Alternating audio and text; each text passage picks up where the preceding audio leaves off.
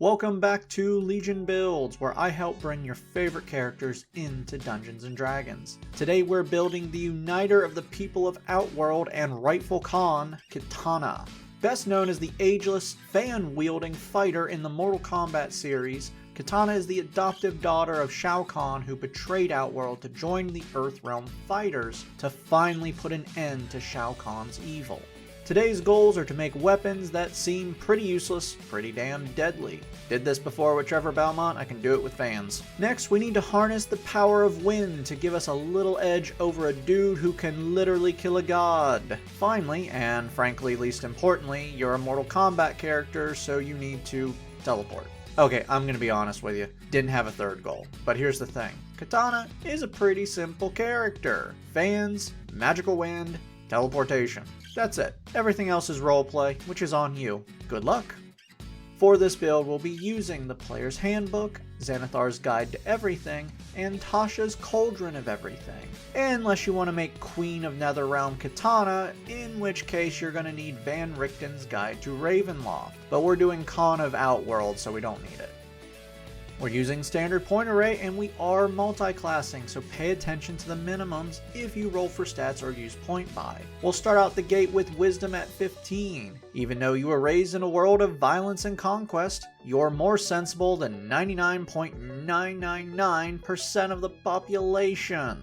Seriously, how does Outworld have any people left? Dex will be next at 14. You're fast and light on your feet, and dodging is a really good idea when your enemy is gigantic and swinging a glowing hammer. Charisma will be 13. You are able to unite the warring races of Outworld under your banner, with only your words, which is pretty hard considering they're pretty strange and dangerous people in Outworld. Intelligence will follow at 12. I would like to make it higher, but how many times have you been screwed over because Mommy Dearest was involved? You don't really learn quickly now, do you? Though constant timelines being rewritten does not help.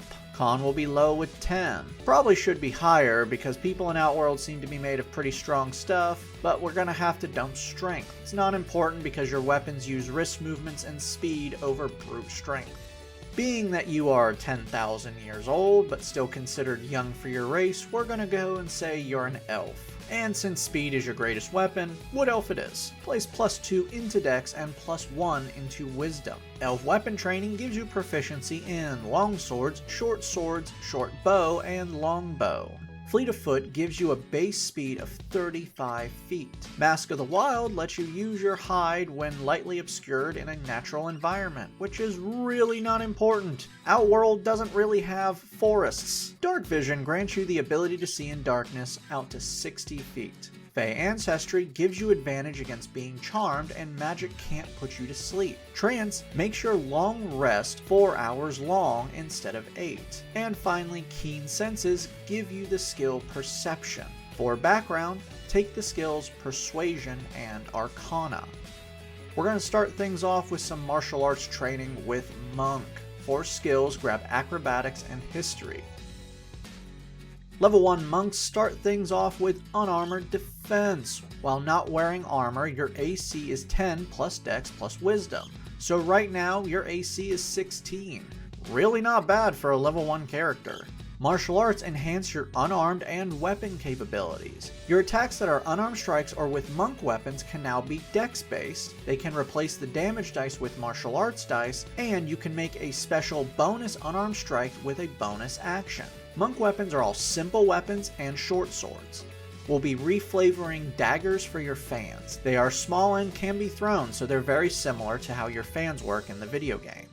Okay, let's grab some wind magic real quick, jumping over to Sorcerer. Level 1 Sorcerers start things off as a spell caster. At level 1 you get 4 cantrips and 2 spells, but before that you also have a Sorceress Origin. This is the source of your magical abilities. Because you're the master of Edenian wind magic, we're going with Storm Sorcery.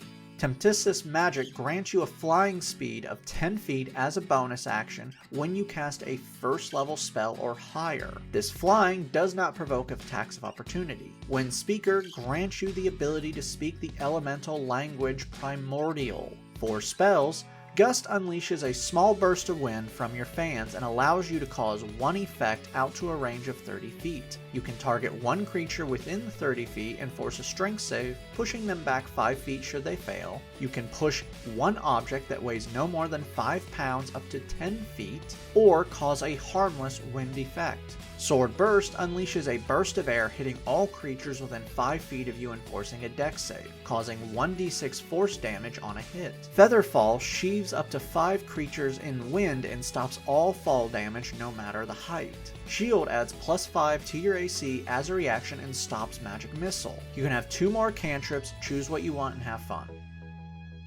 Level 2 monks gain unarmored movement. Now when not wearing armor, your speed is increased. At this level, your speed is now 45 feet. Ki grants you ki points equal to your monk level. With these points, you can perform special feats and maneuvers. At this level, you gain 3 things to spend ki on. Flurry of Blows lets you spend 1 ki point to make 2 bonus unarmed strikes with a single bonus action.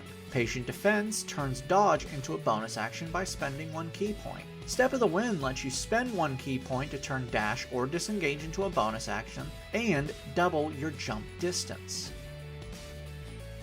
Level 3 monks receive Deflect Missiles. This allows you to reduce damage from a ranged weapon attack as a reaction. Should you be hit, you can reduce the damage by 1d10 plus your dex modifier plus monk level. If you have an empty hand and reduce the damage to 0, you can catch the projectile and throw it back. You also receive your subclass. Time to fix your daggers. Well, start fixing them. We're going with Kensai Monk. Kensai Weapons lets you choose 2 weapons, 1 range and 1 melee, to be special Kensai Monk weapons. You'll be able to perform special moves with these weapons and they will be upgraded later on. Agile Parry lets you use your Kensai weapon as a defensive weapon, adding +2 to your AC until the start of your next turn if you make an unarmed strike while holding your Kensai weapon. Kensai Shot lets you use a bonus action to add 1d4 damage to your ranged Kensai weapon attacks. Think it goes without saying you're picking daggers for your weapons. Level 4 monks earn our first ability score improvement, but let's go with a feat and an improvement. Phase Step adds +1 to your charisma and gives you 2 new spells. These spells can be cast with spell slots or once per long rest without a spell slot. Gift of Alacrity adds a d8 to your initiative rolls for 8 hours. Misty Step is a 30-foot teleportation that you can cast as a bonus action. You also receive Slow Fall. This lets you reduce falling damage as a reaction by 5 times your monk level, which isn't as good as Feather Fall, but this doesn't use a spell slot. Quickened Healing lets you heal yourself as an action by spending 2 ki points and rolling a martial arts dice. Level 5 monks gain extra attack. You can now attack twice with a single attack action. Stunning Strike lets you stun an enemy you hit with an attack by spending 1 ki point and forcing a con save. Should they fail, they are stunned until the end of your next turn. Focus Aim lets you spend ki points to turn a miss into a hit. You can spend up to 3 ki points when you miss with an attack and increase the roll by 2 per point spent. Your martial arts dice are now a d6, meaning your daggers are now dealing 1d6 instead of 1d4. And next level, we amp it up again. Level 6 monks receive Ki Empowered Strikes and Magic Kensai Weapons. Your unarmed strikes and Kensai weapons count as magical now. Death Strike lets you spend 1 ki point to deal an extra martial arts dice in damage with your Kensai weapon once per turn. You also gain a new Kensai weapon, but you never use anything other than your fans, so who cares? Your total movement is now 50 feet when not wearing armor. Level 2 sorcerers now have Font of Magic. This grants you sorcery points equal to your sorcerer level. Right now, you can only use these points to regain spell slots or burn spell slots to regain points, but we'll get more uses later. For your new spell, take what you want.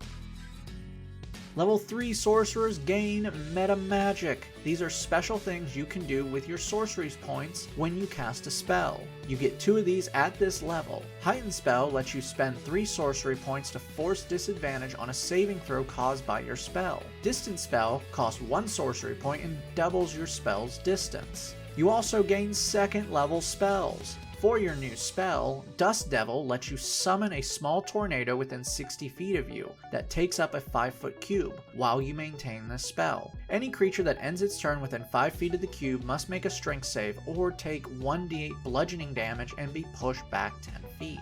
With a bonus action, you can move the cube up to 30 feet in any direction. Doing so creates a 10-foot radius cloud around it till the start of your next turn that heavily obscures the area.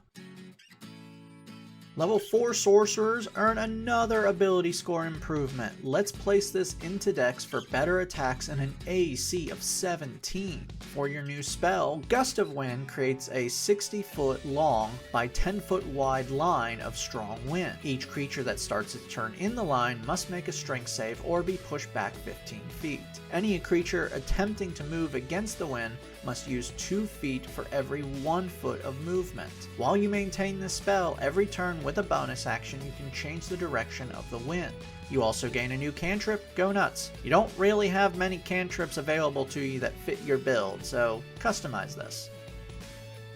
Level 7 monks receive Evasion. Now when you succeed a dex save, you take no damage, and half on a failure. Stillness of Mind allows you to end one effect on yourself that is causing you to be charmed or frightened.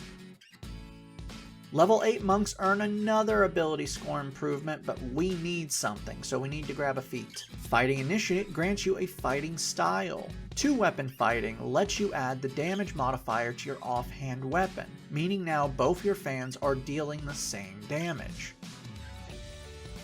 Level 9 monks gain a massive improvement to their unarmored movement. You can now run up vertical surfaces and across liquids, but if you stop moving, you will fall.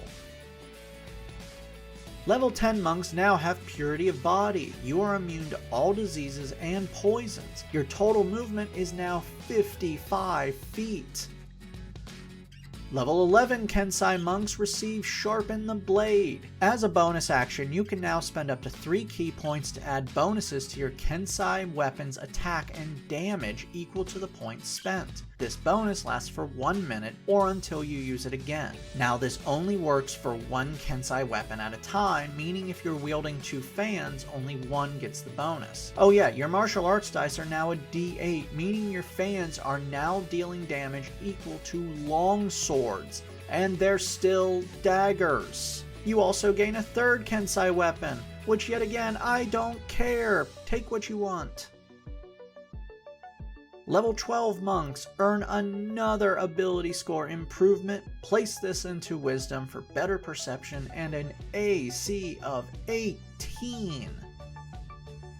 Level 13 monks gain Tongue of Sun and Moon. You can now understand all languages and be understood regardless of the language.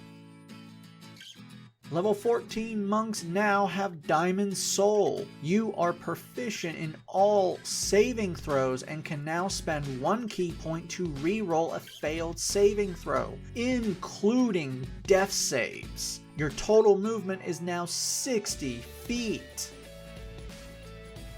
Level 15 monks receive Timeless Body. Your body no longer ages. You are not immortal, and you will die of old age, you just won't age anymore. You also no longer require food or water for some reason. I don't know.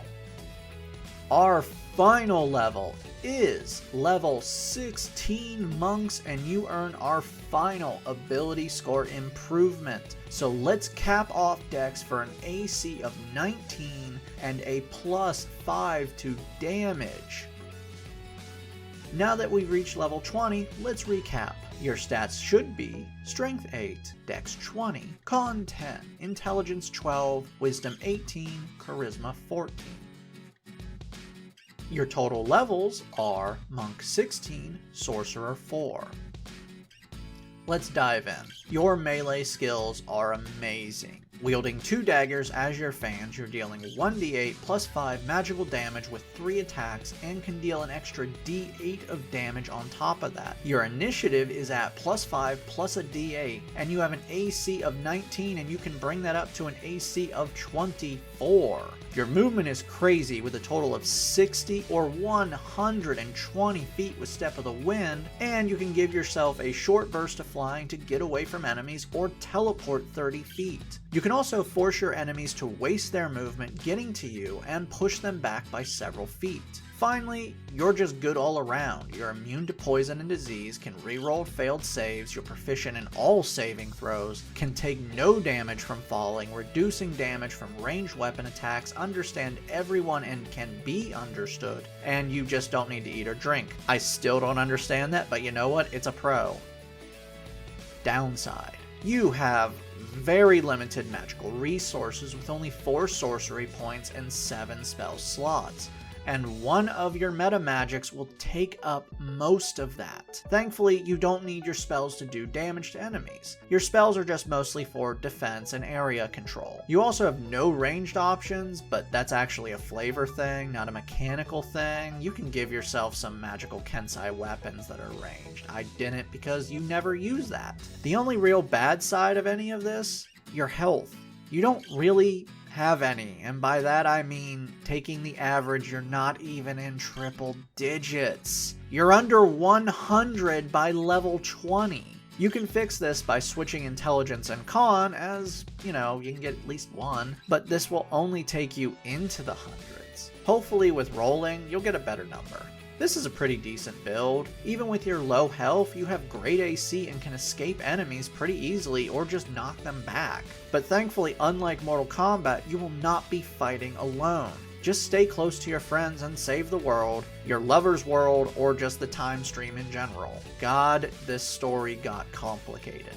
Thank you for joining me once more. Make sure to check out all other Mortal Kombat builds like Ermac, Sub-Zero, Noob, Saibot, Collector, and Scorpion.